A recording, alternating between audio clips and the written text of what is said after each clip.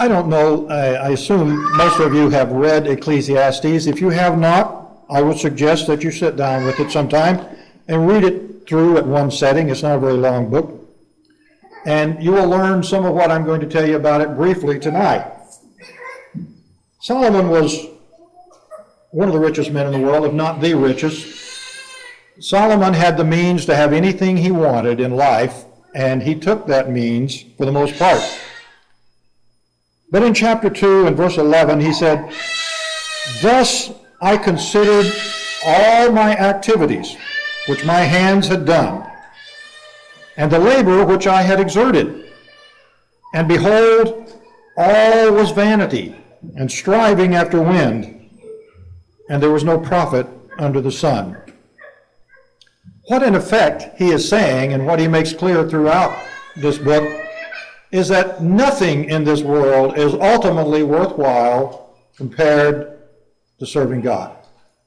He is saying it's all trivia. It's all unimportant. The word trivia, in fact, means something that's insignificant or inessential. And if you picked up one of my footsteps this morning, you got a preview of tonight's lesson because I talked a little about some of these things in that. It's my belief that people in our society today are increasingly unable to tell the difference between what is truly important on the one hand and what is absolutely unimportant on the other hand. If you see any of the so-called reality shows and you see all the emotions that people have over something that is ridiculous at its base, it really isn't meaningful at all, and yet it seems to be the most important thing in the world to them at the time. How in the world then would they judge something that really was important, that really was a matter of life and death? I'm not sure they could. I don't think they've got that emotional high they could get to because they've already raised their emotions so high over something that is absolutely unimportant. We're going to talk about some of that tonight.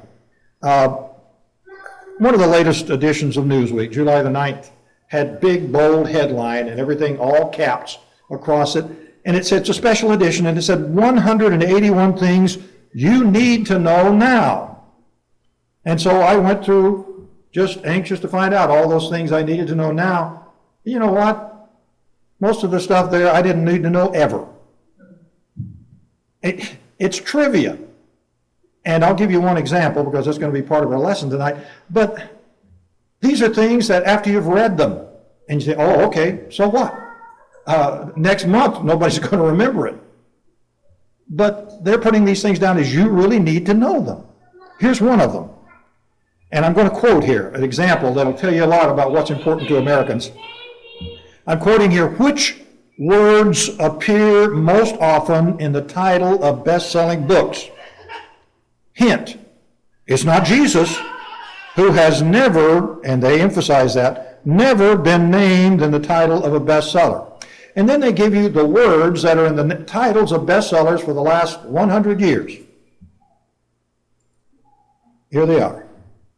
From the most often used to the least often in this group. Number one is man, and I'm assuming that includes also the generic idea of man, in other words, mankind, and therefore it would include women. Number two is diet. Now this is for 100 years the most used words in the title of bestseller books. Diet is number two. Number three is house. Number four is woman. Number five wasn't a surprise. I would expect it to have been higher just from the things I've observed, but number five was sex. These are the most used words in bestseller books. Therefore, some of the most important words in people's reading. What I want to do tonight is look at each of these words as they've used them in the context of what we really need to know. I don't know how much you know about humanism. You actually know more than you think you do, because if you've been to school in the last 50, 60 years, you were taught humanism. Humanism is something that came out of evolution. People were wanting to come up with an idea, how can we teach ethics and morals? I give them credit for recognizing the problem. How can we teach ethics and morals now that we've decided that God is dead? And these people were major educators. And they've infused the textbooks in the schools from grade school to college with the ideas of humanism. And what I'd like to do is read to you a little from one of the manifestos, the Humanist Manifesto number 2, came out in 1973. The first one came out in 1933, and they've revised them a little bit all along the way, not changing their viewpoint on any of these things, but merely adding to them.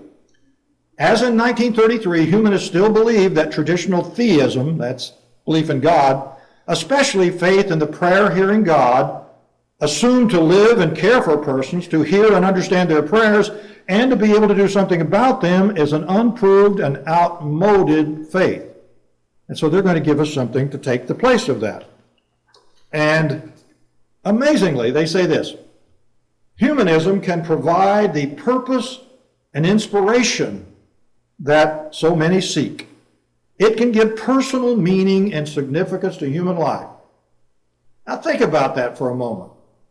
You evolved from something that started out as pond scum, and there is no afterlife, and there is no meaning to life, if in fact you're just an animal that evolved.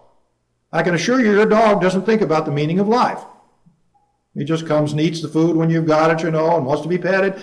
But human beings somehow have an idea in their head that they should know something about the meaning of life. We have an idea of what we ought to be doing or not be doing. We, in effect, are born with, apparently, this feeling of good and evil, what we ought to be doing in the world. But humanism is going to provide us with inspiration. I love it when atheists talk about Bible terms. What has inspiration got to do with humanism? Absolutely nothing, but they've coined the term. And let me finish it up with this thing they have to say about ethics. We affirm that moral values derive their source from human experience. Okay. Ethics is autonomous and situational. Now, those are big words, right? Ethics is self-included with you. And it's situational. Just whatever the situation is, that's where my ethics are going to change. Isn't that a wonderful way to be? And ethics stems from human need and interest. Well, Hitler was an atheist. He believed in Darwin's theory. And he decided it was his need to wipe out the Jews. Was that wrong? How can you say it's wrong if you say, well, it's, they're autonomous within whatever the structure of that society is, and they change with time. They change to suit the situation. So my ethics may be entirely different from your ethics, and what are you going to do about it or say about it if I've got the power? These people are ridiculous, but they use big words to make themselves sound almost intelligent. What they've done is elevated man to God. And they're saying, this is it. We're the highest on the evolutionary scale, and we are important, the most important thing that there is. We will decide for ourselves what's right and wrong and what we need to do. On the other hand, there were a few intelligent people that were born before these guys, and one of them was David. And in Psalm 8, he has this to say about man in relationship to his Creator. When I consider your heavens, the work of your fingers, the moon and the stars which you have ordained, what is man that you take thought of him, and the Son of Man that you care for him? Yet you have made him a little lower than God, and you crown him with glory and majesty. It is God that has given us our importance. It is God that created us and gave us what these guys claim we don't even have, spirit. You made him to rule over all the works of your hands. You put all things under his feet, all sheep and oxen, and also the beasts of the field, the birds of the heavens and the fish of the sea, whatever passes through the path of the sea. O Lord, our Lord, how majestic is your name in all the earth. David could walk out and look at the creation and realize somebody greater than me did that. And he gave praise to the God who created us.